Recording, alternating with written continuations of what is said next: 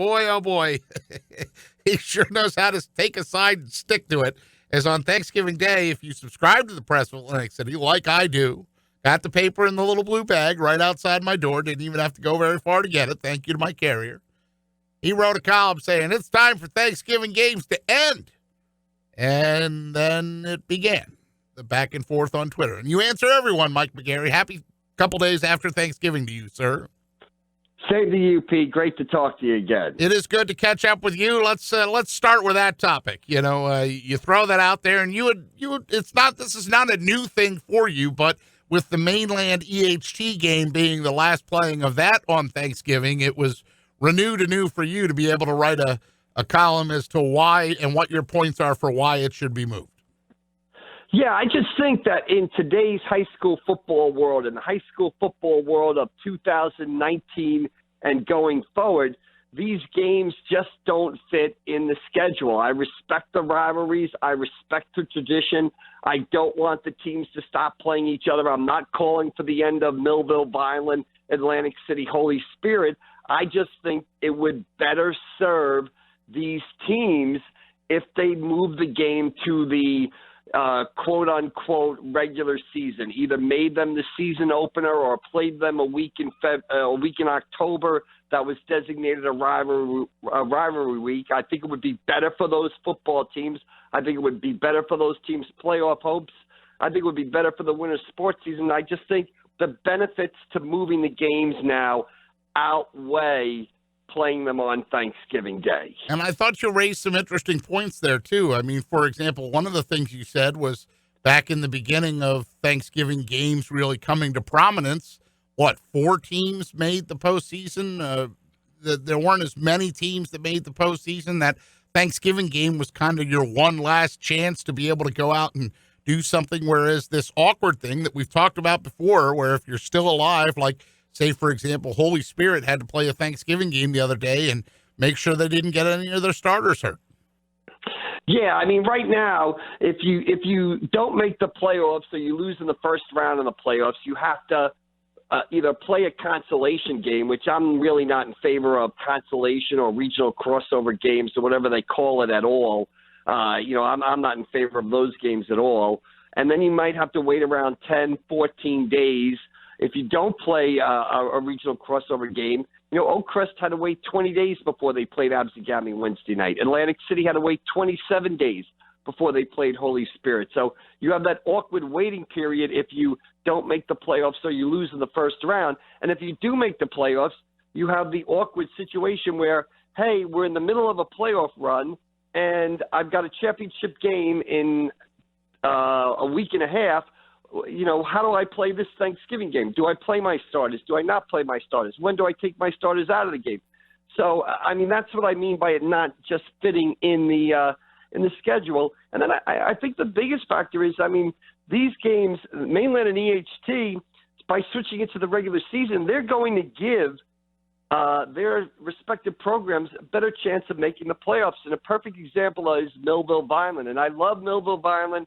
And I understand Thanksgiving in Millville Vineland, but if Millville Vineland shifted that game to the opening week of the season, with the way the playoffs are set up today, the winner of the Millville Vineland game would almost guarantee itself a playoff spot every season, and not only almost guarantee itself a playoff spot, probably get a first-round home playoff game. That's how much that game would mean if it was played in the quote-unquote guts of the regular season. And I enjoyed your back and forth on Twitter with Mike Gill was one of the back and forths on Twitter, and other local media folks that were talking about, just move the basketball season back. It starts too early. Right. Well, that's the other factor. Hey, we love football. I love football. I'm there every Friday night. I'm there every Saturday for college. I'm there Sunday at 1. I love the game. I think it's a great game. But what we know about football today, is it the worst thing in the world if a high school football team ends its season the first week in November or the second week in November and then gives kids 2 to 3 weeks off to sort of rest their bodies and get ready for the winter sports season? Another big issue around high school sports you hear all the time is specialization. There's too many athletes focusing on one sport. Well, if we want more multi-sport athletes, let's make it easier for them to play multi-sports. And this is another way that could be done. Yeah, I saw the one tweet response that basketball starts too late in New Jersey, and the 26 regular season basketball games are jammed in there, and they barely give the kids a day or two, even during each month off. Pennsylvania, for example, right next door, starting earlier, ending later. I don't remember Pennsylvania having a lot of Thanksgiving games, or certainly not to the tradition that New Jersey does. Well, that's the other thing. If you look around to the neighboring states, if you look around the country, these Thanksgiving games are disappearing. You look around New Jersey, the games are disappearing, and they're disappearing not because people, hate Thanksgiving or hate Thanksgiving football. They're disappearing because of the arguments. They just no longer fit in the schedule the way it is in 2019. They fit in 1930. They fit in 1940. They fit in 1970. They fit better 10 years ago. But with the way high school football schedule is heading, they just don't fit now. And again, the other argument is people talk about the crowds and stuff like that, and I get that. The people coming home, meeting old friends, it's a place to meet. But are we going to play the games for the current student athletes and coaches? Are we going to play it for the alumni people that show up late in the first quarter and leave early in the fourth and don't really watch the game, but they say hello to friends and stuff, which is great, but then they leave early in the fourth quarter to go home and get ready for Thanksgiving dinner? I mean, I just think, who are we playing the game for? And I think we should play it for the current coaches and players. Mike McGarry with us from the Press of Atlantic City. Follow him on Twitter at ACPressMcGarry to follow some of the entertaining back and forth. Well, let's talk about the Thanksgiving games. And I guess, Mike, we could probably start off with the Thanksgiving Eve game. That was Oakcrest and Absegami, and the Braves, they broke out a little can of you-know-what. They didn't just win. They won big over Oakcrest on that Thanksgiving Eve game Wednesday night. Yeah, Ray Weed and Jordan Marcucci with big nights. I think Jordan Marcucci returned the opening kickoff for a touchdown. And Absegami, I mean, they did it again. Last year, I think they started 0-4 and rallied to finish 500. This year, I think they started 1-4, and they finished the season with a winning record. So a great job by Dennis Scuderi Jr. And the Absegami Braves. They're coming back to beat their rival Oakcrest and finish with a winning record this season. You mentioned Vineland-Millville, a thriller there, and Millville gets to hold up the four fingers, or Vineland, gets to hold up the four fingers, right? Yeah, that's unbelievable. I mean, and again, we talk about some of the coaching jobs that people have done in South Jersey. We've talked about Chris Sacco at Pleasantville, but Dan Russo at Vineland. When I first started, mid-'90s, into the early 2000s, boy, Millville just dominated this rivalry, and it was hard to imagine, Vineland winning one game. Nevertheless, 4 in a row. I think it's the first time it's happened in this series since the 1940s, maybe. Great job by Vineland. 4 straight wins over Millville, and another testament to how far and what a great job Dan Russo has done sort of, rebuilding that Fighting Clan program. They get the win over Millville, and they get that great playoff win up at Southern Regional a couple of weeks ago. They've been to the South Jersey semifinals 2 years in a row. So Vineland, really a program headed in the right direction. Great job by Coach Dan Russo out there in Vineland. Obviously, Mike, an emotional game for Pleasantville as they got one more chance to suit up, and they played at Ocean City. Red Raiders also trying to get a little of that bad taste out of their mouths as they got blanked at Shawnee. So Ocean City goes out with a shutout of Pleasantville, 26-0. But there's more than just football to discuss in that game. Yeah, two things. First of all, to take the Ocean City side quick, just a marvelous football season for them. They make the playoffs. They go on the road. They win at Mainland Regional. They win at Long Branch. They play Shawnee for a South Jersey title. They fall short there, but they come back and win against Pleasantville, and they get, finish the season with 9 wins. As far as Pleasantville, just, hats off to those kids, those coaches, everybody involved in that program for what they went through, how they handled themselves, and just thankful that, they were able to have one more, quote unquote, normal football game together, one more, day together. And just a great job by Pleasantville. And I'm sure, Pete, you know this better than anybody. I'm always amazed, you talk to high school kids after a bad loss. And, I've talked to pros after bad losses. And high school kids seem to handle it with just as much class, maybe even more. And my hat's off to guys like Ernest Howard and Keon Henry. Really did a great job throughout everything that happened at Pleasantville, sort of talking to the press, representing themselves in the school. I mean, I don't think there's a football team maybe in America that has as much to be proud of as the Pleasantville Greyhounds do. 100%. I know that one of the tweet responses to you on Twitter was, try telling the kids the Thanksgiving games mean nothing short of winning a championship, with most teams won't do. Many of their greatest experiences and memories are from the Thanksgiving games, and that's from somebody that regularly covers the Anchor Bowl, and that was one of your responses back. Middle Township wins the Anchor Bowl 21-0 over Lower Cape May. Yeah, great job by Middle Township there. They claim Lower Cape May below extra 10 supremacy there. And my answer to that, to flip it back, is, hey, I think the Anchor Bowl would mean just as much if it was played the Friday before Labor Day or the Friday after Labor Day as it is played on Thanksgiving. Plus, we'd all be able to go to the beach afterwards, or, it'd be a little warmer. So great job by Middle Township there as they claim, below extra 10 supremacy with that victory in the Anchor Bowl. Yeah, I've enjoyed the back and forth on Twitter. More people went to the AC game than maybe all season.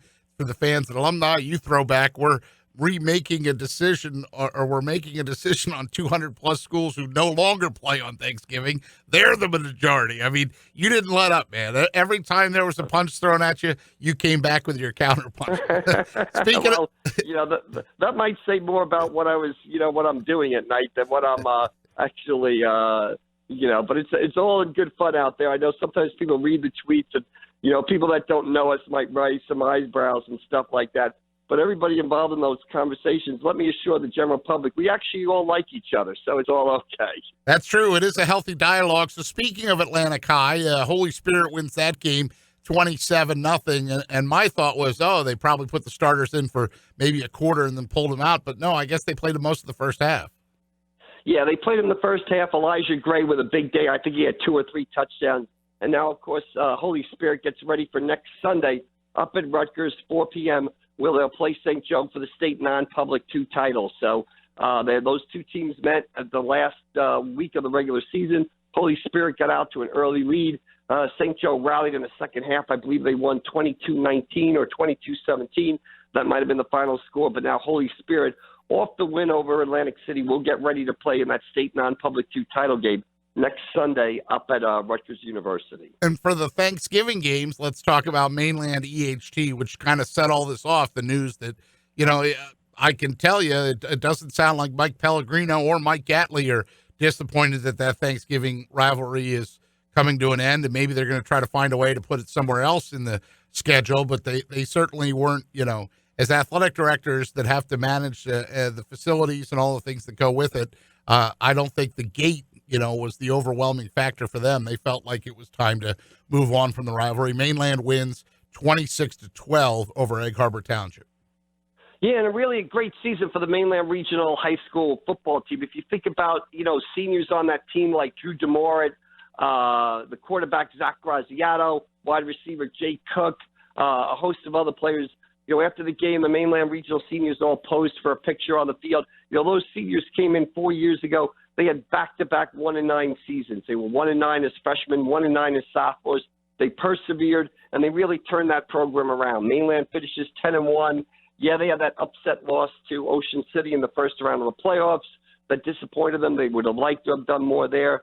But, 10 wins for the first time since 2007 or 2008. They win a West Jersey Football League division title, back-to-back winning seasons. They really leave that program in good shape. They've got the freshman running back, Jabril Mace, who finished the year with 20 touchdowns. So a Mainland program that's trending upwards.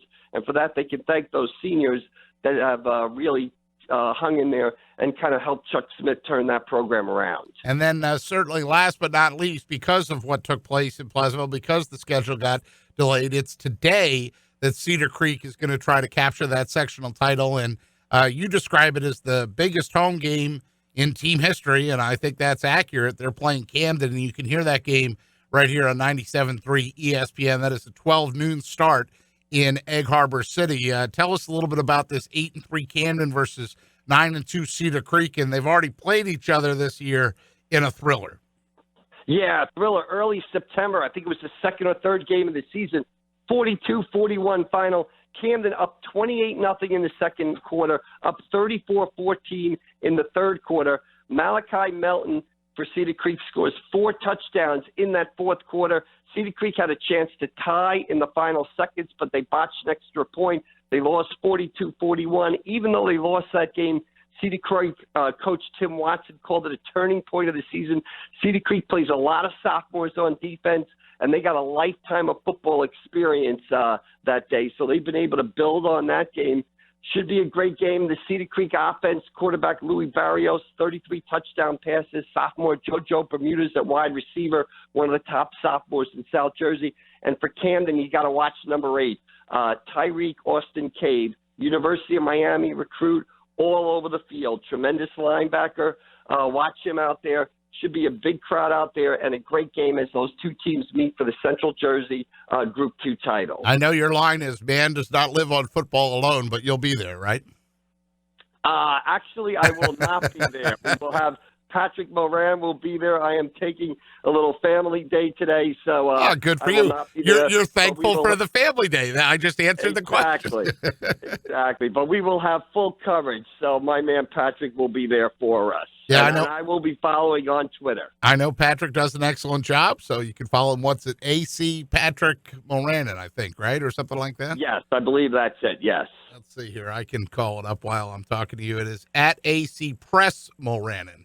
AC Press Moranin to follow him. Hey, who's in your Twitter picture? I just noticed that you're there with a bust of somebody. Who is that?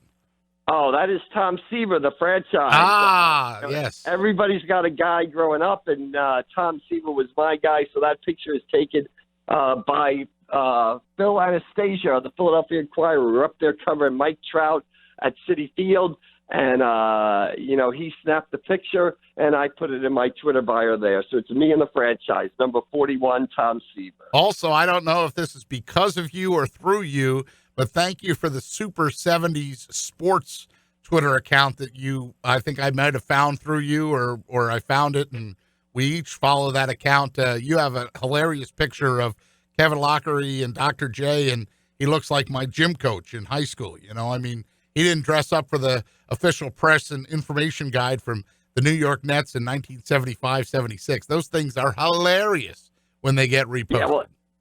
Yeah, it's always good to go back and that Twitter handle that the Super 70s one.